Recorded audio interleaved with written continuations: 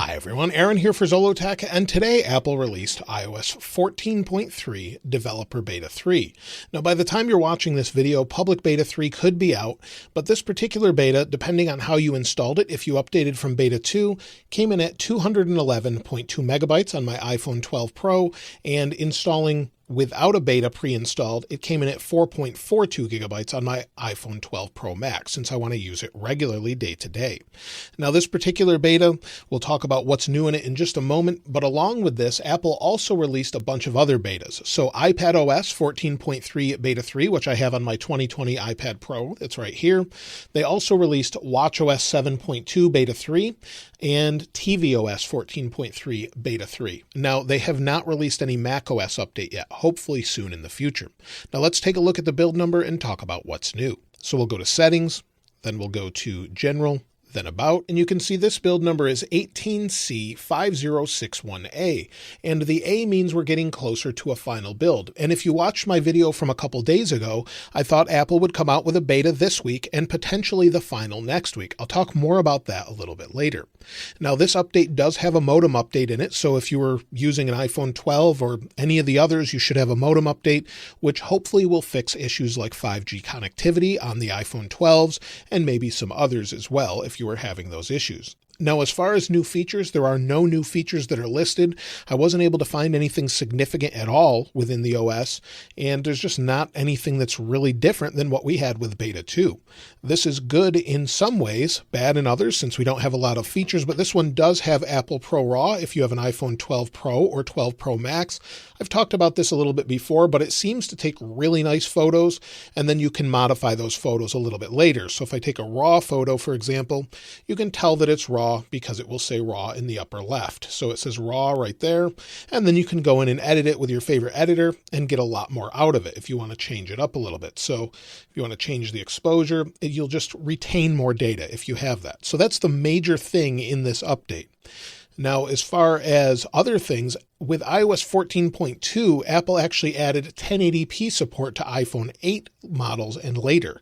So if you have an iPhone 8, unfortunately not an iPhone 6s Plus like I have here, but an iPhone 8, you'll have 1080p FaceTime. So you'll have that in 14.2, and of course that will carry over to this version once it's out. Now there's a couple things people were wondering if this fixes with this particular update. So for example, 5G dual SIM, meaning you can use 5G from two different carriers at the same time, that is not in this update. It's already been confirmed, and I don't know that that's ever going to be in an iPhone 12 because I think that's more of a physical hardware limitation as opposed to software. So that's unfortunate if you do use dual SIMs.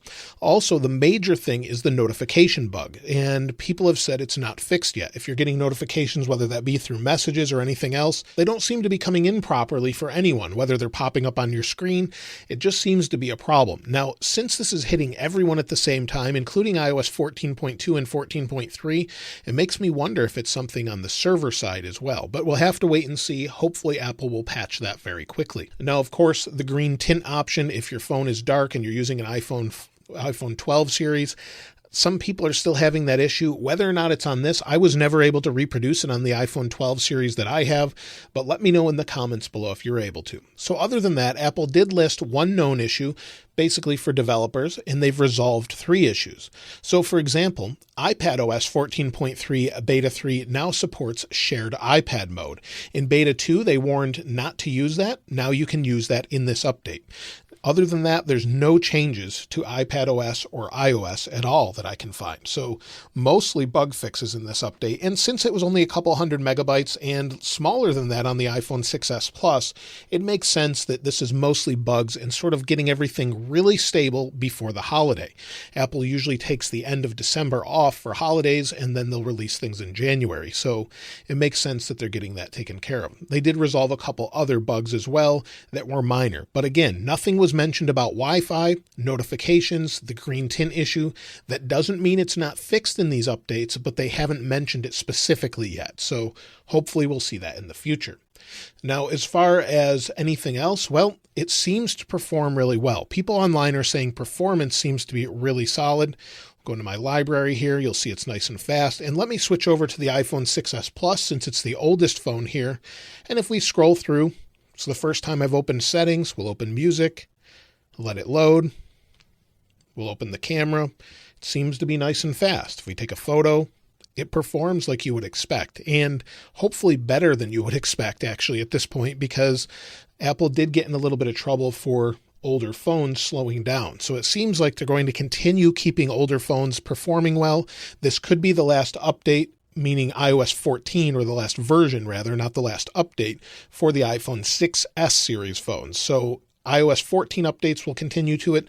Many people are saying iOS 15 will not. So either way, it seems very fast given that it's such an old phone at this point. But performance seems to be solid, and I've been using iOS 14.3 Beta 2 or iPadOS 14.3 Beta 2 full-time on my iPad Pro, and it's performed fine. My major issue is with the battery. So I'll take a look at the battery here, and then we'll look at the other phones. But my battery on iOS 14.2 Beta 2 was not great on the iPad. So if I go to my battery here, we'll wait for it to load.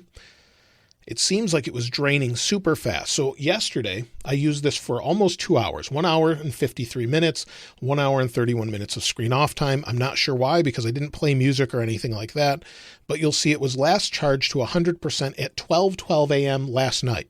So I got a couple hours before the previous charge. I'm getting about 5 or 6 hours of screen on time with the iPad Pro. It should get closer to 10 or 11. It's really bad, and I've had a few other people say the same thing. Hopefully this update fixes it, but it takes a few days to know what battery life is like. So if we go into my iPhone, I've been running iOS 14.2.1 on the iPhone 12 Pro Max. And so if we go into my battery here, battery's been okay. It's been getting me through the day, but I don't think it's accurate.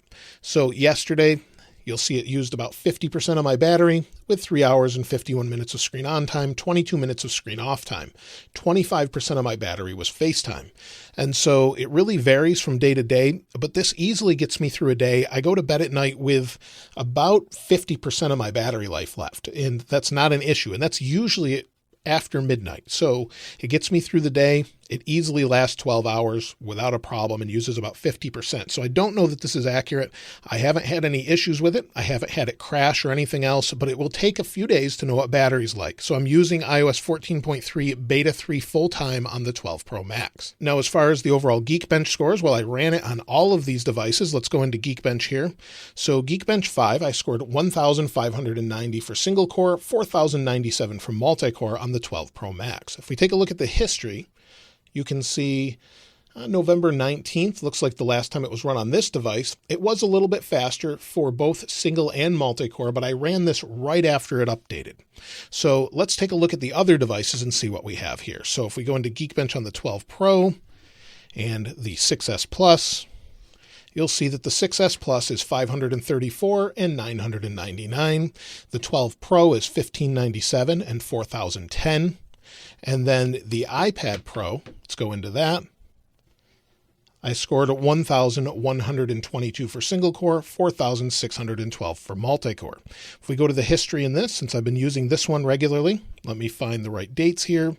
November 17th, we had 4682 and 1125. So 4682 and 1125. It's a little bit lower on this update, but again, I just updated it and then ran Geekbench on these. So it may take a few days to know, or a few hours before those numbers go up, and a few days to know about battery life. Now, as far as when Apple releases iOS 14.3 to the public, well, based on what they did last year and based on what they do with the holidays and saying that they're going to have Apple Pro Raw ready by the end of the year, I think we're going to see a final probably next week. And the reason I say that is last year, Apple released iOS 13.3 on December 10th.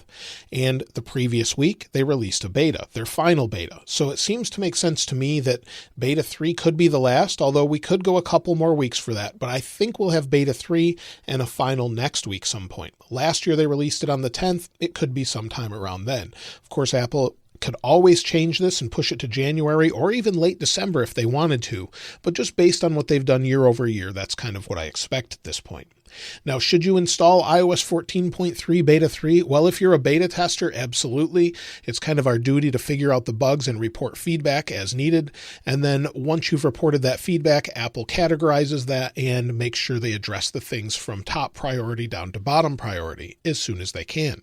So make sure you're submitting that feedback. But if you're on iOS 14.2 or 14.2.1 and you're upset about battery and you're trying to get better battery or something along those lines, I would probably wait for the final instead of updating to a beta. Betas are really meant for testing, and I would expect the final to be out soon enough that I really wouldn't worry about that. But if you do want to test it out, just keep in mind it's a beta. It can have bugs, and submit that feedback. So I expect a final pretty soon. Other than that, there's nothing really in this particular update, unfortunately. Hopefully, if we find more, I'll let you know in a different video. But at this point, nothing really exciting. Everything does seem to be nice and fast, and those issues I mentioned don't necessarily seem to be fixed yet. But let me know if you've found anything in the comments below. If you'd like to get your hands on this wallpaper, of course, I'll link it in the description like I normally do. And if you haven't subscribed already, please subscribe. And if you enjoyed the video, please give it a like. As always, thanks for watching. This is Aaron. I'll see you next time.